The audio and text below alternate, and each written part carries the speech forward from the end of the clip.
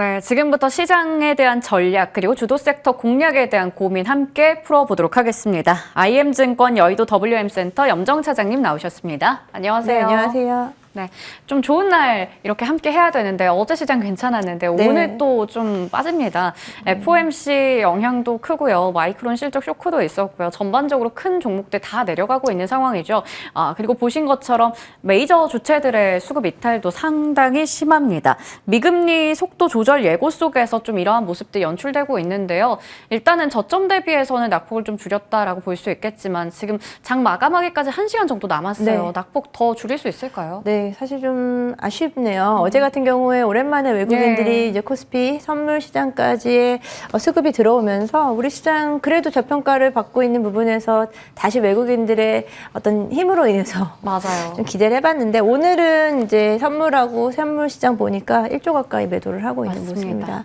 상당히 아쉽고 이제 미국에서 대부분의 이제 지수들이 다 오늘 오늘 새벽으로 급락이 있었고 여기에는 또 마이크론의 또 가이던스 하향에 대한 부분이 우리나라 반도체 업계 중심으로 해서 다시 한번 좀 하락을 좀 이끌고 있는 모습입니다. 일단 아직까지도 시장은 저는 좀 넉넉하지 않은 상황이다.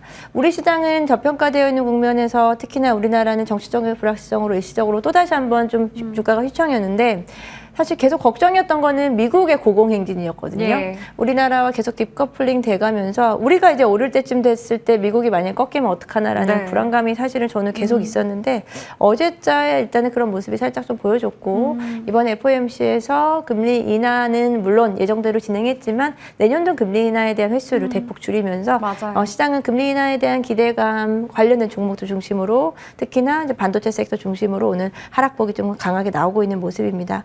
전체적으로 뭐 그렇게 강하게 반등이 나오는 섹터를 찾기 어려울 정도로 시장 전체적으로는 여전히 좀 관망심리. 아쉽게도 이제 연말까지 이런 분위기가 크게 개선되기 좀 어려울 것 같고요. 내년 연초까지 일단 지수는 역시나 이제 박스권에서 움직임 그리고 종목이라든지 섹터에서의 일부 순환매 또는 일부 종목에서의 분위기만 좀 괜찮을 것 같다라고 좀 한정적인 시장이 되지 않을까라고 생각이 듭니다. 네. 올해 중요한 이벤트는 이제 다 지나간 것 같긴 한데 아무래도 뭐 연말 얼마 안 남았습니다. 그러다 보니까 당분간은 이러한 박스권 움직임이 이어질 것 같고 좀 한정된 종목들 섹터 위주로 움직일 것 같다 얘기를 주셨어요. 자, 그렇다면 오히려 이렇게 대부분의 섹터들 종목이 하락할 때 여기서 오른다면 그거 정말 엄청난 좀 강한 힘을 가지고 있다. 우리가 이렇게 봐야 될 것 같은데 대표적인 게 지금 강달러 뭐 수혜주, 수출주 이런 쪽인 것 같습니다. 근데 조금 다르게 또 사실은 반도체라든지 자동차도 수출주에 속해요. 근데 이제 오늘도 보여주는 모습, 이제 조선주가 다시 한번 신고가를 보여주는 종목들 많고 재차 반등에 성공했고요. 특히 또 식음료주, 삼양식품 오늘도 신고가. 오늘도 신고가를 보여주면서 일부 섹터들은 이렇게 같은 수출주지만 조금 다른 방향을 보여줬고요. 또 그 중에서도 이제 환율에 대한 효과도 있겠지만 결국은 우리나라가 제일 잘하는 것, 사실은 반도체라든지 2차 전지. 사실 이쪽은 우리가 계속해서 기업 경쟁력 면에서 국가 경쟁력 면에서 밀리고 있는 상황이었는데 뭐 단일 브랜드로는 뭐 삼양식품도 그렇고요. 그리고 조선 같은 경우에도 역시나 우리나라의 어떤 견조한 조선의 힘 그리고 미국과의 어떤 또 커넥션에 대한 부분에 또 기대감으로 인해서 재차 반등하고 있다. 일부 섹터는 여전히 고공행진을 하고 있다는 점에서 시장과는 좀 다른 분위기를 내고 있고요. 여기서 또 조금 또 다른 부분은 오늘 삼양식품을 보면서 다른 그런 식음료 섹터들도 많이 오르긴 따라 오르잖아요. 근데 차트를 보면은 삼양식품은 1차 상승기의 고점을 다시 돌파하면서 신고가를 보여줬지만 그 외에 뭐 오리온이라든지 뭐 또 뭐가 있었죠?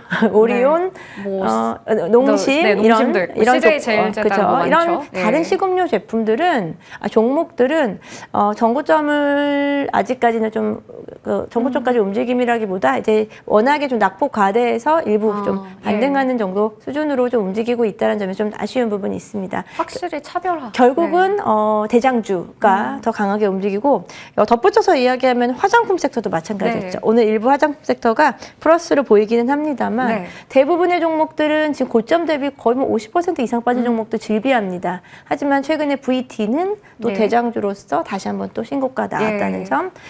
이번에 이렇게 이제 2차, 3차 상승기에는 대장주 중심으로만 좀 움직인다. 기존에 좀 따라오던 종목들은 테마로 따라오던 종목들은 여전히 결국은 앞서서 말씀한 에너지력, 네. 기업이 가지고 있는 기업 경쟁력, 제품 경쟁력이 뒷받침되어야지만 꾸준히 상승할 수 있다라는 어떤 반증이 나온 것 같습니다. 네, 확실히 그 킬러 콘텐츠를 가지고 있는 네. 쪽에 상승이 두드러집니다. 뭐 삼양식품 말씀해 주신 것처럼 음식료 안에서도 독주하는 흐름 나타나고 있고요. 조선도 여전히 K조선의 저력을 보여주고 있죠.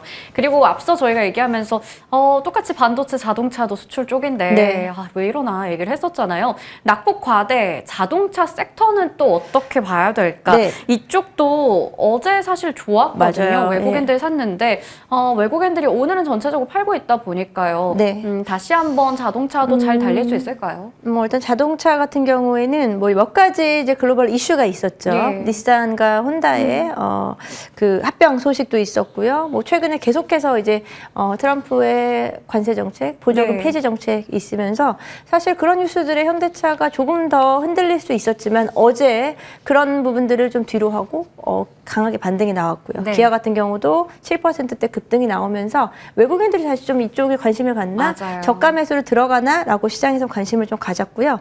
오늘 다행히 하락폭, 어제 상승폭에 비해서 반납하는 폭이 상당히 적어요. 네. 기아 같은 경우도 거의 이제 보합권까지, 약보합권까지 올라온 상태고, 현대차 그룹주 전반적으로는 여전히 이제 저평가 구간이다라고 좀 봐야 될 것 같고요. 글로벌 동종 업계 대비해서도 지금 12개월 선행 PER 같은 경우에도 충분히 매력적인 구간에 있다라고 보실 수 있겠습니다. 그리고 저 고환율에 대한 효과도 아무래도 뭐 가장 또 네. 수혜를 볼 수 있다라는 점에서 저는 자동차 섹터는 지금 저평가 구간이 맞지 않을까라고 생각합니다. 물론 네. 거기서 지금 좀 답답했었던 것은 현대차 지금 차트 나오고 있지만 지금 한 달 반 넘게 한 2달 가까이 횡보 구간에서 맞아요. 있어요. 그러다 보니 여기서 좀 벗어나 줘야지만 여기서 수급이 조금 더 유입될 수 있을 거다라고 생각하고 있고요. 일단 횡보 구간에 대한 부분을 좀 뚫고 올라가는 부분이 확인되면은 오히려 적극적인 매수 유입될 수 있다라고 네. 생각하고 있습니다. 한마디로 지금 조금 답답하셔도 가지고 계신 분들 홀딩하시고 여기서 비중을 조금씩을 조금 늘리시는 것도 저는 괜찮지 않을까라고 생각하고 있습니다. 네, 딱 그 유의미한 가격대 뚫어줘야지 더 네. 잘 달릴 수가 있을 텐데 조금 답답하긴 하지만 길게 봤을 때 여전히 좀 긍정적이다 얘기 주셨고요. 워낙에 자동차 섹터가 낙폭 과대에 저평가 매력이 있습니다. 근데 이쪽 섹터를 투자할 때 고민되는 게 네. 자동차 대표주를 살지 부품주를 살지 네. 자율주행을 살지 고민되는데 이 안에서 관심 종목 꼽는다면요? 네, 일단은 자동차 살 때는 대형주 우리 뭐 현대차 또는 기아 종목 중에 한 종목을 선택하셨으면 좋겠고 네. 그 외에는 사실 부품주들은 아직까지는 종목의 흐름이 좀 잘 잡히지 않고 있는 상황. 무리하게 부품주 쪽으로 지금 많이 빠져 있다고 해서 지금 바로 들어가실 부분은 아닌 것 같고요. 네. 거기서 더불어 이제 자율주행 관련된 종목들은 접근해 볼 만하다. 하지만 자율주행 종목들도 일부 종목은 최근에 변동성을 가지면서 네. 상당히 많이 또 올랐다는 점. 그리고 이 변동성이 최근에 이제 테슬라의 변동성과도 연계되면서 작은 종목들, 자율주행 작은 종목들은 이 변동성이 오히려 단기적으로 좀 피해를 볼 수도 있겠다라는 부분에서는 약간 좀 살짝 피해 가는 것도 좋을 것 같습니다. 예. 그럼 종목 하나 딱 꼽으면요? 제가 너무 이제 몰고 가는데요. 네. 현대오토에버를 이야기를 하고 싶습니다. 네. 현대오토에버도 이제 자율주행 종목 쪽에 속한다. 어찌 보면 대장주를 움직인다라고 말하기 네. 무색하게 최근에 그렇게 많이 오르진 못했어요. 맞아요. 뭐 피런티어라든지 다른 칩셋 미디어. 뭐 이건 좀 최근에 예. 바닥에서 올라오고 있죠.